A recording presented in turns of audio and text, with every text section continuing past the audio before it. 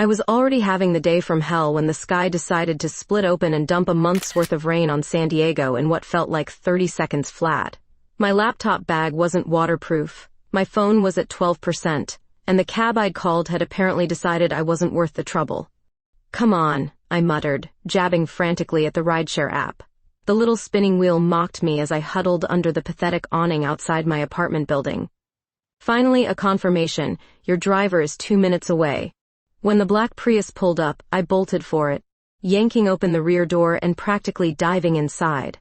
"Oh," I said, freezing mid-entry. I didn't realize this was a shared ride.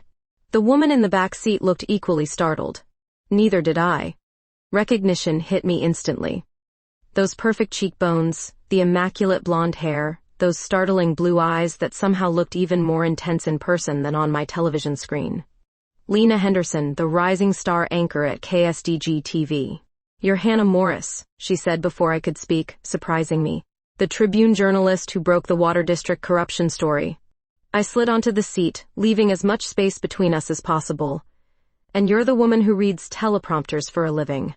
The flash in her eyes told me I'd struck a nerve. Good. "Where to, ladies?" the driver asked. "City Hall," we said in unison. Lena's perfect eyebrows arched. "The Thompson press conference?" I nodded, mentally cursing. Competition in the same car. Perfect. "Looks like we're heading to the same place," she said, her voice professionally pleasant despite the tension crackling between us. The driver pulled into traffic. Rain hammered the roof as we sat in awkward silence. "So," she finally said, "print journalism, a dying breed. At least we do actual reporting before we smile for the cameras." Her laugh surprised me. It wasn't the polished chuckle I'd heard on TV. It was abrupt and genuine. "Honey, I was reporting from war zones while you were still covering city council meetings about parking meters." I felt my cheeks flush. The woman had done her homework. "That piece on the foster system last month," I conceded. "That was decent work." High praise. A small smile played at the corner of her mouth. The car jerked to a halt. Traffic. The driver muttered something about construction. "So what's your angle on Thompson?" she asked casually. Too casually. Nice try. Can't blame me for trying. Our eyes met, and for a split second, something passed between us that wasn't professional rivalry. I looked away first. "Damn rain," I said, watching the downpour. "My recorder better not get soaked." Digital or old school? Digital. But it's been glitchy. "I always back up with 2 recorders and my phone," she said. 20 minutes and 1 traffic jam later, we arrived at City Hall, both late for the press conference. We made a mad dash through the rain, ending up side by side as we flashed our credentials. Inside, I reached for my recorder and felt my stomach drop. The battery light was flashing red. "No," I whispered. "Not now." Lena noticed. She hesitated, then pulled a slim device from her bag. "Here," she said. "I have 2. I stared at her, suspicious. "Why would you help me?" "Professional courtesy." "I'll send you the audio after. Give me your number." I hesitated before reciting my cell. As she entered it into her phone, our fingers brushed. I told myself the jolt I felt was just static electricity from the storm. "May the best reporter win," she said with a wink before striding confidently toward the front row. I watched her go, irritated at how perfectly her blazer fit her shoulders, how every head turned as she passed. More irritated still at the realization that I was now in debt to Lena Henderson, a woman who represented everything I claimed to despise about modern journalism. And most irritating of all was the unwelcome thought that popped into my head as I took my seat. I couldn't wait to see her again. I nearly spit my coffee across my desk when I saw it. Front page of the KSDG website, Mayor Thompson's hidden real estate deals revealed, with Lena Henderson's name in the byline. "My exclusive. My story." "Someone looks homicidal," my colleague Rick remarked, rolling his chair over. "She stole my damn story," I hissed, turning my monitor so he could see. "I've been working on this for weeks." "That news anchor? The blonde?" Rick whistled. "Thought you said TV people couldn't do real journalism." "They can't. They don't." I grabbed my phone, scrolling to her number. My thumb hovered over it before I tossed the phone back on my desk. I wouldn't give her the satisfaction. Instead, I channeled my rage into preparing for today's follow-up press conference. The mayor's office had scheduled an emergency statement, which meant they were in full damage control mode. When I arrived at City Hall, the place was buzzing with reporters. And there she was, holding court in the center of the press room, looking maddeningly perfect in a crimson blazer that made her blonde hair shine like gold under the fluorescent lights. Our eyes met. She smiled and waved, the gesture so artificially sweet I half expected to develop diabetes on the spot. I gave her my best death glare in return. "I see you read my piece," she said when I was forced to take the only remaining seat, which happened to be next to hers. "Funny how you got all those quotes from the same developer I interviewed last week." She lowered her voice. He was more forthcoming with me. People usually are. Before I could respond, the mayor's press secretary stepped up to the podium. Thompson himself followed, looking like he'd aged 10 years overnight. Throughout his stammering non-explanation, I kept my focus split between my notes and sending telepathic daggers at Lena's profile. She asked the first question, of course she did, and it was infuriatingly good.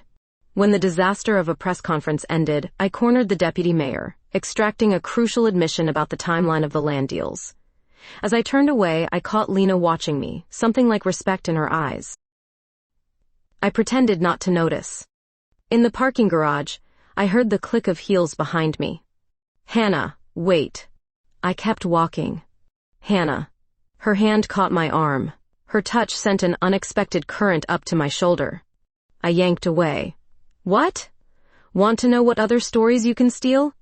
"I didn't steal anything. I've been tracking those property transfers for a month." "Bullshit. It's called journalism. You don't own a story just because you're chasing it.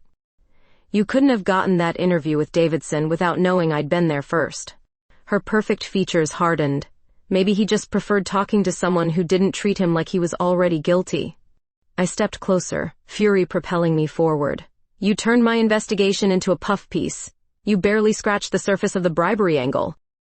"Because there isn't enough evidence yet. Unlike you, I can't just publish speculation." We were standing toe-to-toe now, both breathing hard. The lights flickered. "Ladies, you need to exit the garage," called a security guard from the entrance. "There's—" The rest of his warning was cut off as the lights went out completely. "Are you kidding me?" I groaned. I heard Lena fumbling with her phone. Its blue light illuminated her face as she turned on the flashlight.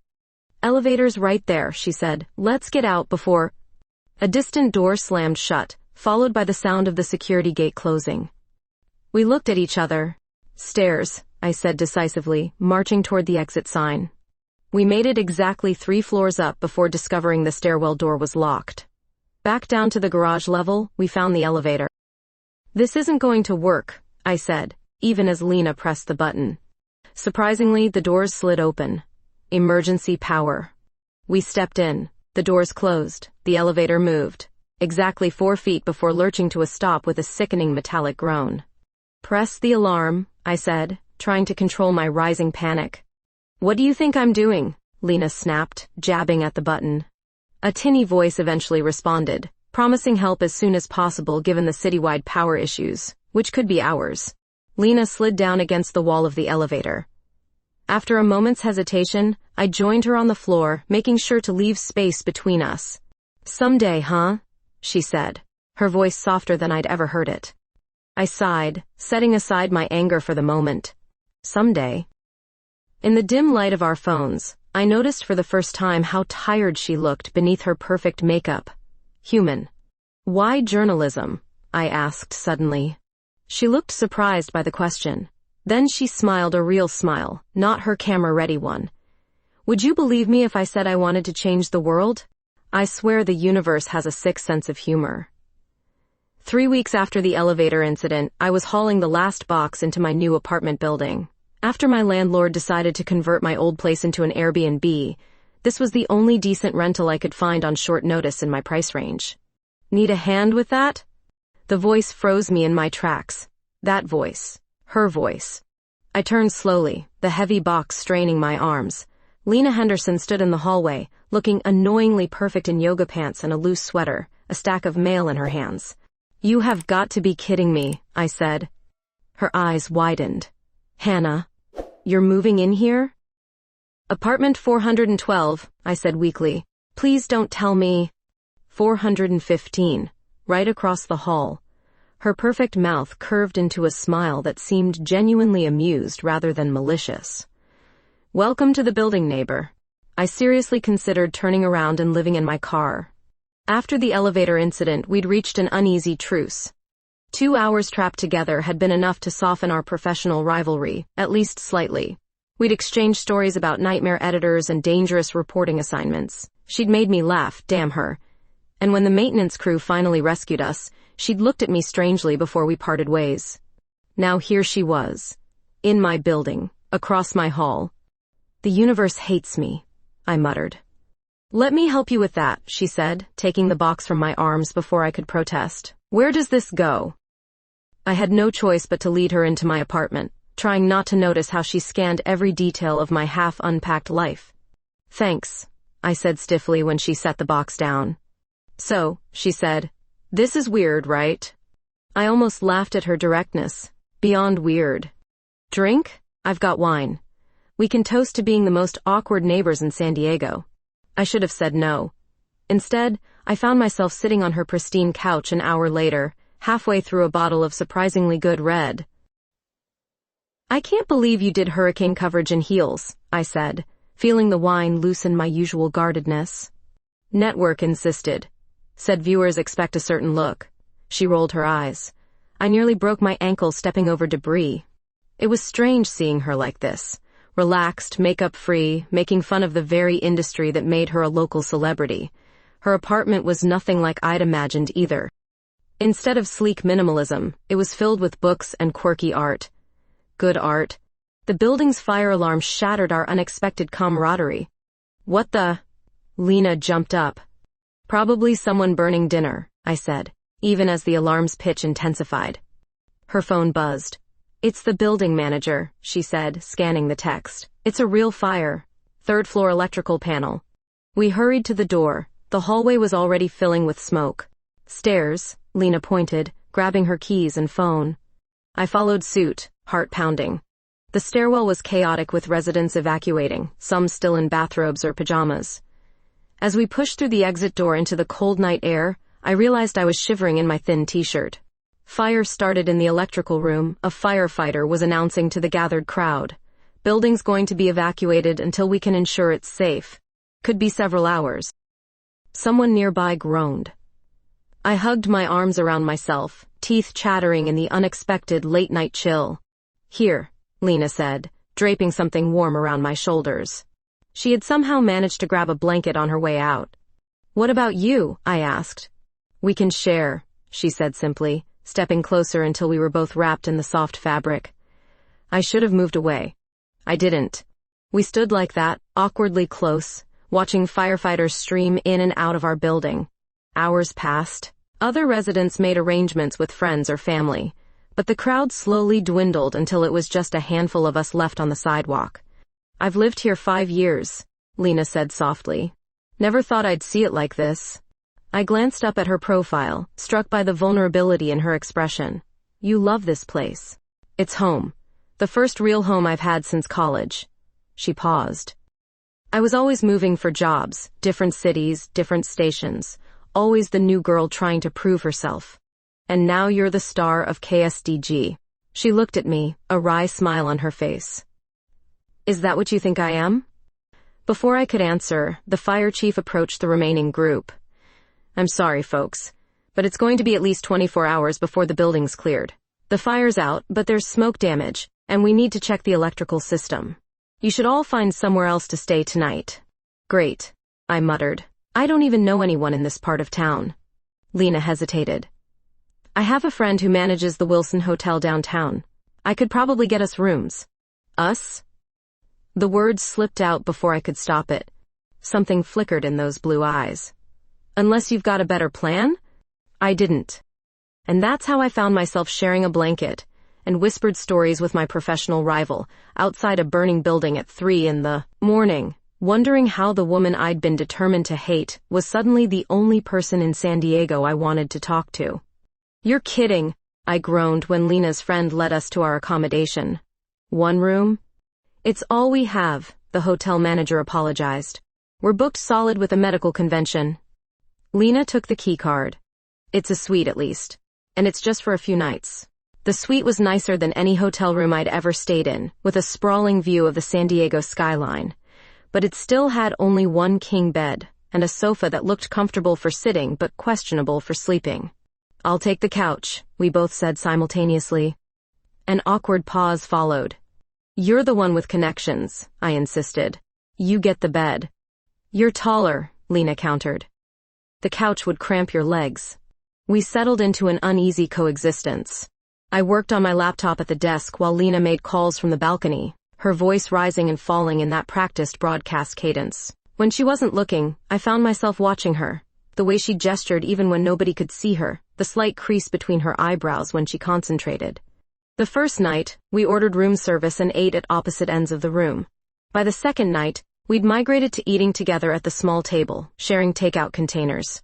The building manager says it'll be at least 2 more weeks, Lena announced, setting down her phone. Something about smoke damage and rewiring. I dropped my fork. 2 weeks? In a hotel? I can't afford that. She hesitated. This room is comped. Friends discount. You can stay. I can't let you do that.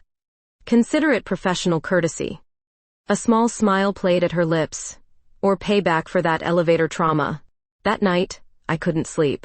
The couch was as uncomfortable as it looked, and my mind kept replaying the moment earlier when Lena had emerged from the bathroom in silky pajamas, her face scrubbed clean, looking somehow more beautiful without the camera-ready makeup.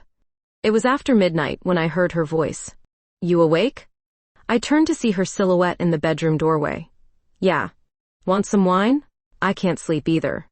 Soon we were sitting cross-legged on the plush carpet, sharing a bottle of overpriced minibar Cabernet.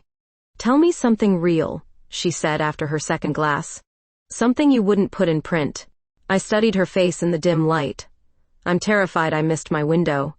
What window? To make a difference.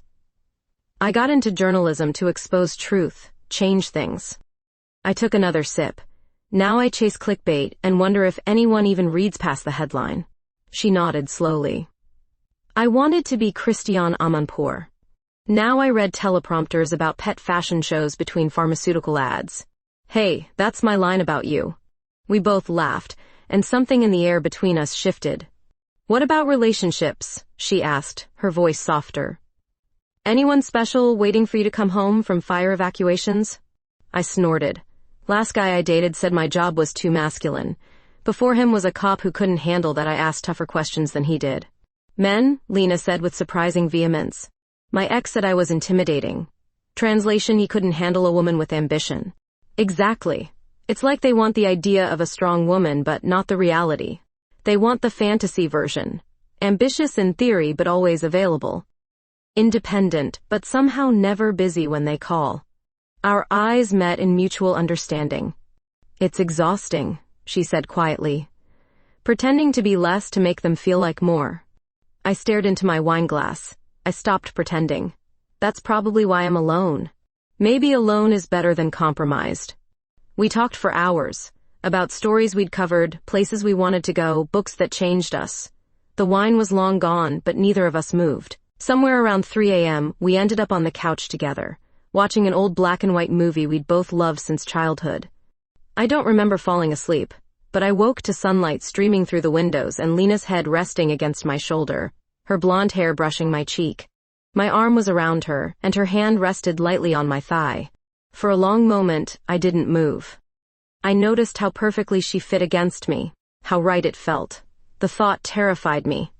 Carefully, I extracted myself from the tangle of limbs and retreated to the bathroom, splashing cold water on my face. What the hell was happening? This was Lena Henderson, my professional rival, the woman who'd scooped my story. The woman who now knew more about me than almost anyone else. When I emerged, she was in the kitchenette making coffee, acting as if waking up wrapped around each other was perfectly normal. Morning, she said, handing me a steaming mug. I have to do a noon broadcast. What's your day look like? And just like that, we were back to casual conversation. But I couldn't shake the feeling that something fundamental had shifted between us, something I wasn't ready to name. The Tribune newsroom has always been my sanctuary, a place where I knew exactly who I was and what I was doing. So after 5 days of hotel cohabitation with Lena, I threw myself into work with renewed intensity. If I was researching corruption in the county water authority, I couldn't think about how Lena looked first thing in the morning, or the way her laughter made my chest tighten in ways I couldn't explain. "Morris, you've been here since dawn," my editor noted, leaning against my desk. "The building's not going to burn down faster if you take a break." "I'm following a lead," I muttered, not looking up from property records. "Something big about the water district contracts." "Uh-huh." He crossed his arms. "And it has nothing to do with avoiding your temporary living situation?" I shot him a glare. "I don't know what you're talking about. You've barely been to that fancy hotel room except to sleep, and sometimes not even then." He wasn't wrong. I'd been working late, volunteering for every assignment that would keep me out of the suite, away from Lena and whatever was happening between us. Around noon, I drove to the county records office. I was deep in a stack of permit applications when a paper coffee cup appeared in my line of vision. "You look like you could use this." I looked up to find Lena standing over me, the sun from the window setting her blonde hair aglow like some kind of ethereal being. "What are you doing here?" I managed, taking the coffee automatically. "I heard you were researching the Anderson Water District contracts." She sat down across from me. "Thought you might want to see this." She slid a folder toward me. Inside were photographs of excavation sites with dates and GPS coordinates. "Where did you get these?" "A source at the Environmental Quality Board. Off the record, of course." She gave me a small smile. "I thought we could collaborate." I blinked at her. "You want to work together? On my story?" "Our story," she corrected. "Unless you'd rather I pursue it separately?" The professional rivalry we'd established should have made me refuse. Instead, I found myself nodding. "What did you have in mind?" For the next 3 hours, we worked side by side. Her broadcast experience complemented my investigative skills in ways I hadn't anticipated. She knew how to ask questions that yielded quotable answers. I knew how to dig through the bureaucratic maze. "We should check these coordinates," she said, pointing to a location on the map. "There's supposed to be environmental monitoring there, but these photos show no equipment." "It's an hour drive," I warned, "and rain's in the forecast." "Afraid of a little water, Morris?" The challenge in her eyes made my pulse quicken. The sky was already darkening when we reached the remote monitoring station. There was indeed equipment there, just not the kind documented in the permits. "They're not testing water quality," I realized, examining the setup. "They're just pumping it out." "Illegal diversion," Lena agreed. "During a drought, no less." The first raindrops began to fall as we took photos. Within minutes, it had turned into a downpour. "We should go," I shouted over the sudden roar of rain.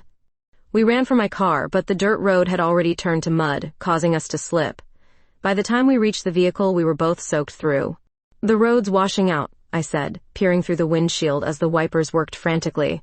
"We're not going to make it back to the highway." Lightning cracked overhead, illuminating the panic on Lena's face. "There was a maintenance shed a quarter-mile back," she said. "We could wait it out there." The dash through the storm left us even more drenched. The abandoned boathouse, not a shed as it turned out, was dusty but solid. Empty except for old equipment and a stack of tarp-covered life vests. "Well," Lena said, wringing water from her blonde hair, "this is certainly a new level of adventure for investigative journalism." I couldn't help but laugh. We were both shivering, clothes clinging to our bodies. I tried not to notice how the wet fabric outlined every curve of her figure. "Here," she said, spreading one of the tarps on the wooden floor. "Better than standing." We sat huddled together, listening to rain hammer the roof. The storm had knocked out cell service. We were truly alone. "You know what's funny?" Lena said after a while. "A month ago, I would have rather been stranded with anyone but you. And now? Now, there's no one I'd rather be stuck in a storm with." Something in her voice made me turn to look at her. Water droplets clung to her eyelashes, her lips slightly parted. Before I could overthink it, I reached out and brushed a strand of wet hair from her face. She caught my hand as I started to pull away. Time seemed suspended as we looked at each other. Then slowly, deliberately, she leaned in. Our lips met, tentatively at first, then with growing hunger. Her mouth was soft, insistent. I pulled her closer, one hand tangling in her damp hair. We broke apart, breathless. I've been wanting to do that since the elevator, she confessed. Instead of answering, I kissed her again, deeper this time. Her hand slid under my wet shirt, warm against my cold skin. The storm around us faded into background noise as clothing was gradually discarded, our bodies moving together on the makeshift bed of tarps and life vests. In that abandoned boathouse, with thunder crashing overhead, everything changed between us. The joint investigation into the water district was my idea, but the article that came out had both our names on the byline. Everything was changing, including how I felt seeing my name printed beside Lena's. Did you see this morning's numbers? Rick poked his head over my cubicle wall, waving a printout. Your water district exposé crashed the Tribune website. Most traffic we've had all year. I couldn't help but smile. It was solid reporting. Yeah, and having a TV news anchor co-authoring didn't hurt. Very smart move, Morris. He dropped his voice, though Garrett's been muttering about journalistic boundaries all morning. Garrett was my editor, and he'd been surprisingly cool about my collaboration with Lena. Until now, apparently. Hannah, my office, he called from across the newsroom. I found him leaning against his desk, looking unusually serious. Great piece, he started. Really impressive work. I sense a but coming. But, he continued, we need to talk about your collaboration with KSDG, specifically with Henderson. What about it? Did you clear using information from her sources with legal? Because her station's executives called this morning. They're not happy. My stomach dropped.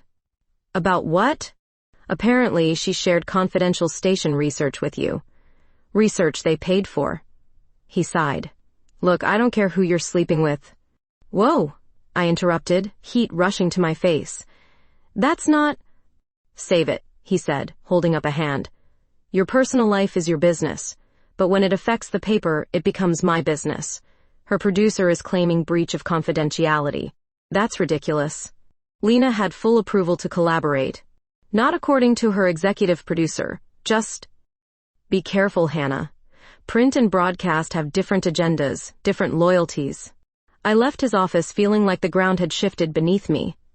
Lena and I had been inseparable since the storm, professionally and personally. After weeks of sharing the hotel suite, we'd fallen into a rhythm that felt natural, comfortable, dangerous. I tried calling her but got voicemail, not unusual during broadcast prep. Instead, I headed to KSDG's downtown studio, planning to catch her after the noon report. The security guard recognized me and waved me through. I'd become a regular visitor over the past couple weeks. The thought made me uneasy now. I slipped into the back of the studio just as Lena was finishing the Water District story, our story. She looked flawless under the lights, her voice carrying the perfect note of concerned authority. As the broadcast went to commercial, I saw Preston Towers, the executive producer, approach her. Even from across the room, I could tell the conversation was tense. Lena's posture stiffened, her hands gesturing emphatically. I moved closer, trying to remain out of sight behind a camera rig. Cannot have journalists from the Tribune using our proprietary research, Preston was saying. Do you know how much the station invested in that investigation? It was my research too, Lena responded. And the collaboration benefits both outlets. That's not your call to make, he snapped. You're the face of this station. You know what that means? It means you represent us. You don't get to play rogue journalist with your little print friend. I winced at the dismissal in his tone. She's a respected investigative reporter, Lena defended, and our work together has generated more attention than anything else this station has done all year. Preston lowered his voice, but I could still hear him. Look, between us, I don't care who you're sharing your bed with, but when you start sharing station resources with her, that's where I draw the line. That's completely inappropriate, Lena hissed. What's inappropriate is how cozy you've gotten with a competitor.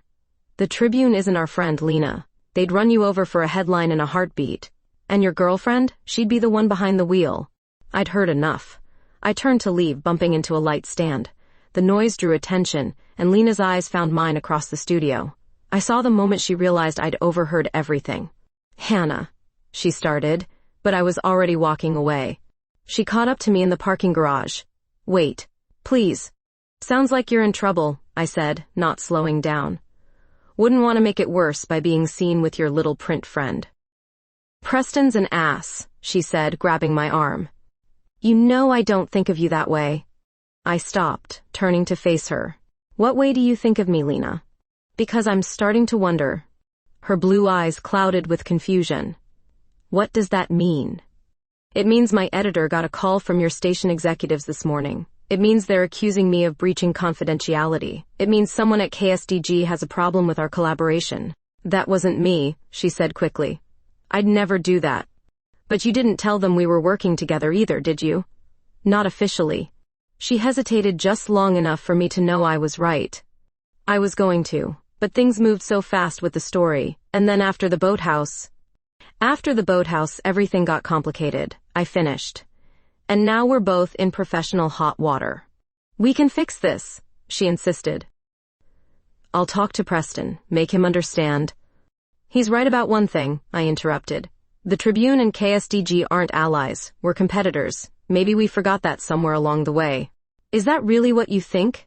That what happened between us was just forgetting who we are? I couldn't answer, because the truth was terrifying. The truth was that who I was had fundamentally changed since meeting Lena Henderson, and I had no idea what to do about it. I need some space, I said finally, to figure out what this is. The hurt in her eyes was almost enough to make me take it back. Almost. Fine, she said quietly. Space. Sure. I walked away, trying to ignore the voice in my head screaming that I was making a terrible mistake. The email arrived without warning. New York Times, senior investigative reporter position. My application from 6 months ago, the one I'd submitted late at night after 3 glasses of wine and forgotten about, had made it through. They wanted an interview. Holy shit, I whispered, staring at my screen. What's up? Rick asked, wandering by my desk with his perpetual coffee mug. I turned my laptop toward him. His eyes widened. Hannah, this is huge. The Times, that's the big leagues. It was everything I'd ever wanted, the pinnacle of print journalism, the chance to work on stories with national impact, to finally make the difference I'd always talked about. So why did my stomach feel like it was filled with lead? The interview was scheduled for Friday, via video conference, thankfully. That gave me 3 days to prepare. 3 days to decide if I actually wanted to leave San Diego. 3 days to figure out what to do about Lena. We'd barely spoken since the confrontation at her studio 2 weeks ago. I'd moved out of the hotel suite, crashing on a colleague's couch until our apartment building was cleared for re-entry. We'd passed each other in the hallway once, exchanging stilted pleasantries that felt like conversing with a stranger. I missed her. More than made sense for someone who'd been in my life such a short time. The night before my interview, I stayed late at the office, compulsively reviewing my portfolio. Around midnight, I decided to head home. As I gathered my things, my phone pinged with a text. Lena, building manager says we can move back in tomorrow. Thought you'd want to know. I stared at the message, the first direct communication from her in days. My fingers hovered over the keyboard. Thanks for letting me know. It felt insufficient, but what else could I say? That I lay awake thinking about her? That I was considering leaving California altogether? That I was terrified by how much she'd come to mean to me? The interview went well. Too well. The Times editors were impressed with my Water District investigation, especially the angle on drought profiteering. They outlined the position, high-profile investigations, resources I could only dream of at the Tribune, and a salary nearly double what I currently made. We'd need you in New York by the end of the month, the editor said. Is that doable? Absolutely, I heard myself say, even as my mind screamed questions. They promised to be in touch soon with a formal offer. I closed my laptop and sat in stunned silence. This was happening. My dream job was actually happening. I drove to our apartment building in a daze. The lobby was bustling with residents moving back in, carrying boxes and suitcases. I took the elevator to our floor, lost in thought. When the doors opened, Lena was there, a small box in her arms. She looked as startled to see me as I was to see her. Hannah? She said, her voice careful. You're moving back in today too? Just came to check out the damage, I lied. I hadn't brought anything to move in. She nodded, and we stood in uncomfortable silence as we walked to our doors. How have you been? She asked finally. Good, busy. I hesitated. I had a job interview today, with the New York Times. Her eyes widened, a complex emotion flickering across her face. New York? That's Congratulations. They haven't officially offered yet, I said quickly. But they will. There was certainty in her voice. You're brilliant. Of course they will. Another silence stretched between us. Would you take it? She asked finally, the question I'd been avoiding myself. It's the Times, I said, as if that answered everything. She nodded, her expression unreadable. Well, I should get this inside. Lena, I started, not sure what I wanted to say. It's okay, she interrupted. Really. This is what you've always wanted, right? You should go for it. Before I could respond, she disappeared into her apartment. I stood in the hallway, feeling like I'd just lost something precious, something I hadn't fully realized I had. Back in my apartment, I found everything exactly as I'd left it the night of the fire. It felt like a lifetime ago. I was a different person now. I was unpacking my laptop when I heard a knock.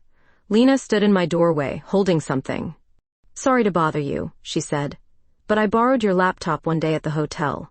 For research, remember? You let me use it while you were in the shower. I nodded, confused. I think I saved something on it by accident. An acceptance letter for a London correspondent position. My heart sank. You're moving to London? I was considering it. Before... She trailed off. Anyway, I just wanted to give you this. I printed it out to review the details. She handed me the paper and turned to go. Wait, I said. You're leaving San Diego? She faced me again, a sad smile on her lips. Looks like we're both moving on to bigger things. When did this happen? They contacted me last month. I've been on the fence. Last month. Before the fire. Before the storm. Before everything. Why didn't you mention it before? I asked. Why didn't you mention New York? She countered. We stared at each other, the weight of unspoken words hanging between us. This is ridiculous, I said finally. We're adults. We can talk about this. Talk about what, Hannah? About how we work brilliantly together? About what happened in that boathouse? About how terrified we both are of what this might mean? Her directness took my breath away. Yes, I managed. All of that. Okay, she said, her voice softer. Then tell me the truth. Are you taking the job in New York? The question hung between us, and I realized my answer would determine far more than just my career path. I never answered Lena's question about New York, not directly.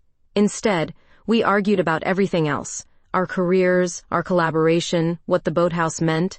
The conversation ended with me storming out of my own apartment, driving aimlessly around the city until midnight. When I returned, her door was firmly closed, no light seeping from beneath it. I stood in the hallway far too long before going into my own place. The formal offer from the Times arrived by email the next morning. I stared at the salary figure, the title, everything I'd ever worked for, and felt nothing. I needed time to think. I told them I'd respond within the week. 3 days of silence from Lena's apartment followed. I saw her coming and going, always managing to time my own movements to avoid direct contact. On the 4th day, I was working from home when Rick called.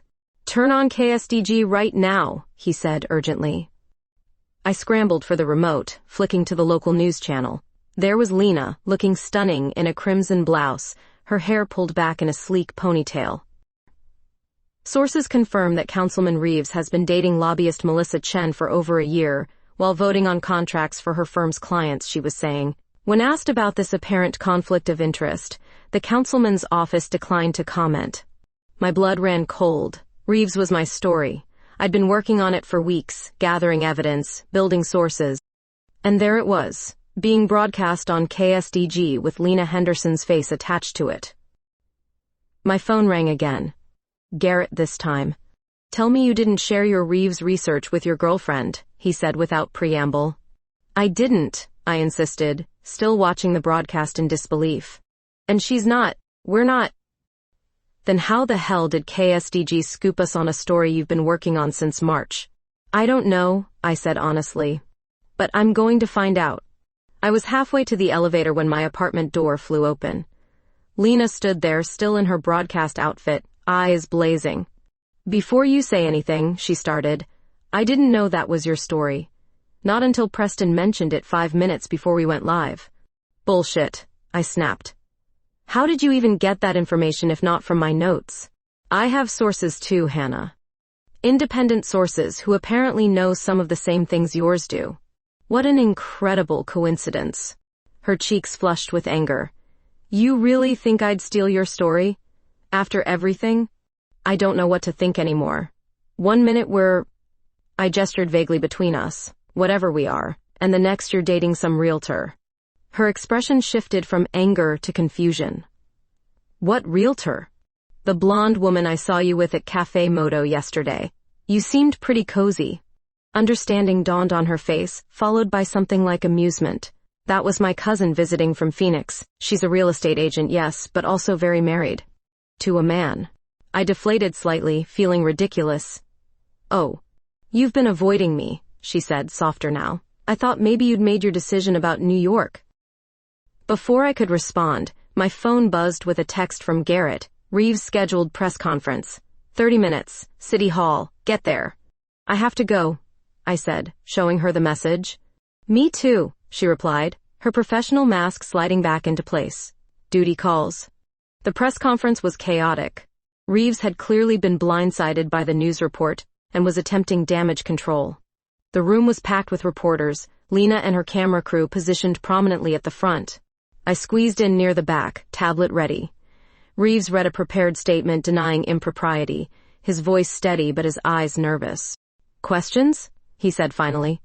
Hands shot up around the room. Reeves pointed to Lena first. Councilman, she said, her voice carrying effortlessly. Documents show you voted on 3 separate contracts benefiting Ms. Chen's clients. How do you explain that? I've always voted in the city's best interest, he replied stiffly. My personal relationships have no bearing on my professional decisions. He pointed to another reporter, clearly eager to move on, but Lena wasn't finished. As a follow-up, she pressed, would those be the same documents you tried to have removed from public record last month? Reeves paled visibly. I don't know what you're talking about. I believe my colleague does, Lena said, turning toward the back of the room. Hannah Morris from the Tribune has been investigating this for quite some time. Hannah? Every head in the room swiveled toward me, including Reeves, whose expression darkened with recognition. For a moment, I was frozen in shock. Lena had just handed me the microphone on the biggest political corruption story of the year, a story her station had technically broken first. I cleared my throat and stepped forward. Councilman, I have copies of the original documents before certain meetings were redacted from the record. Would you care to explain the discrepancies? What followed was the most satisfying public squirming I'd ever witnessed from an elected official. By the time the press conference ended, Reeves was practically running from the podium. Outside City Hall, I caught up with Lena as she was preparing for a live update. Why did you do that? I asked. Do what? Give me the spotlight. That was your scoop. She checked her microphone, not meeting my eyes. It was your story first. I just happened to break it. Lena? 30 seconds, her cameraman interrupted. I have to go live, she said. But Hannah? Your New York Times offer? Take it, you deserve it. Before I could respond, she was on air, her professional smile firmly in place, no trace of the emotion I'd glimpsed moments before. I watched her broadcast, mesmerized as always by her poise. Only this time, I noticed the subtle tremor in her hands as she referenced joint reporting with the Tribune's Hannah Morris. It hit me then. What I'd be leaving behind if I went to New York. Who I'd be leaving behind. Our apartment building reopened with minimal fanfare. A brief email, a new set of keys, and suddenly, life was supposed to return to normal. I stood in my living room, surrounded by the boxes I'd never fully unpacked, contemplating the envelope on my coffee table. Inside was my signed acceptance of the New York Times position. All I had to do was mail it. I'd finally gotten everything I wanted professionally. The Reeves story had exploded nationally, with both Lena and I getting credit for exposing the scandal. My editor was ecstatic. The Times had even sweetened their offer. There was absolutely no logical reason to stay in San Diego. Except one. A knock at my door broke my reverie. I opened it to find Lena standing there, a suitcase beside her. You're leaving, I said, my voice sounding hollow even to my own ears. London calling. She attempted a smile that didn't reach her eyes. The correspondent position. I accepted last week. When do you go? Flight leaves tomorrow morning. She hesitated. I wanted to say goodbye. I nodded, unable to find words. She looked impossibly beautiful, even in simple jeans and a sweater, her blonde hair loose around her shoulders. I also wanted to give you this, she continued, handing me a flash drive. All my research on the water district, plus some new leads. I thought maybe you could use it for your first big times investigation. So you heard. Preston mentioned it. Congratulations. Her voice was warm but distant, the voice she used for strangers. We stood awkwardly in my doorway, so many things unsaid between us. After everything, the fire, the hotel, the storm, the investigation, this was how it would end. With polite goodbyes and professional courtesies. Well, she said finally, I should go, still packing. Lena? It's okay, Hannah. She cut me off gently. We both got what we wanted. Did we? I wanted to ask. Because what I wanted had changed so dramatically over the past few months that I barely recognized my own dreams anymore. Good luck in New York, she said, and then she was gone, the click of her door across the hall sounding impossibly final. I stared at the envelope on my table again. My future. Everything I'd worked for. Then I looked at the flash drive in my hand. A piece of her, carefully packaged and handed over like a business transaction.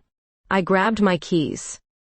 At the airport the next morning, I pushed through the crowd at the international terminal, scanning flight boards frantically. London departures, gate 34. Security stopped me at the checkpoint. Ticket? The board agent asked. I don't have one, I admitted. I need to see someone before they board. It's important. No ticket, no entry, he said dismissively. I briefly considered making a scene, running past him, something dramatic and movie-worthy. Instead, I pulled out my phone and called her. Straight to voicemail. Damn it, Lena, I muttered, pacing the pre-security area. My phone buzzed with a text from Garrett. Where's that signed contract for the Times? Messenger service waiting at the office. I put the phone away without answering. What was I doing? Chasing a woman through an airport like some romantic comedy cliché? We'd known each other for what, 4 months? 5? A volcanic collision of 2 lives that had somehow become the most important relationship I'd ever had. I sat down heavily on a bench, watching travelers stream by. Families, couples, business people. Everyone going somewhere, everyone with a plan. For the first time in my life, I had no plan. Just an ache in my chest and the certainty that letting Lena Henderson fly away would be the biggest mistake of my life. Last call for British Airways Flight 282 to London Heathrow. All passengers should be on board at this time. I stared at the departures board, watching as the status shifted from boarding to departed. Too late. My phone buzzed again. Unknown number. Hello? I answered, distracted. Is this Hannah Morris? A woman's voice asked. Yes. This is Sandra from the boarding gate for BA 282. I have a rather frazzled passenger here who's refusing to board because apparently she left something important with you. A Ms. Henderson? My heart stopped. She's still there? Not for long. We're closing the doors in 2 minutes. Tell her I'm coming, I shouted, already running toward security. Tell her to wait. The agent blocked my path again. Ma'am, I told you. Call the gate, I insisted. BA 282. They're holding a passenger for me. He looked skeptical but made the call. After a terse conversation, he sighed dramatically and handed me a temporary security pass. Gate 34. Run. I did. Through security, past shops, dodging travelers, ignoring the stitch in my side. I rounded the corner to gate 34, breathless. And there she was. Standing at the gate desk, suitcase still beside her, looking simultaneously worried and hopeful. Hannah? She said in disbelief when she saw me. What are you doing here? I walked toward her slowly, suddenly unsure what to say now that I had the chance. You left something with me too, I said finally. She looked confused. What?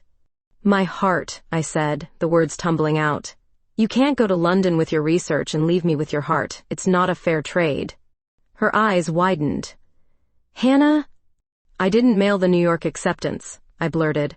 I can't go. Not without you. I don't care if that makes me unprofessional, or if it ruins my career trajectory, or if it's completely insane to feel this way after such a short time. I just know that nothing, not the times, not any job, matters if you're not there too. The gate agent cleared her throat pointedly. Ma'am, we really need a decision. Are you boarding or not? Lena looked from me to the gate, then back to me. I have 2 tickets, I said quietly, pulling an envelope from my pocket. San Diego to London, one way.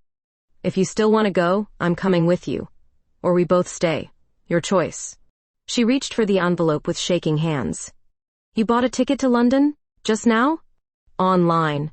While running through security. I tried to smile. Probably paid triple the normal price. The gate agent sighed loudly. Ladies, the captain is waiting. Lena looked at the boarding pass in her hand, then at the envelope containing the new tickets. A slow smile spread across her face. Actually, she told the agent, I'm not going to need this after all.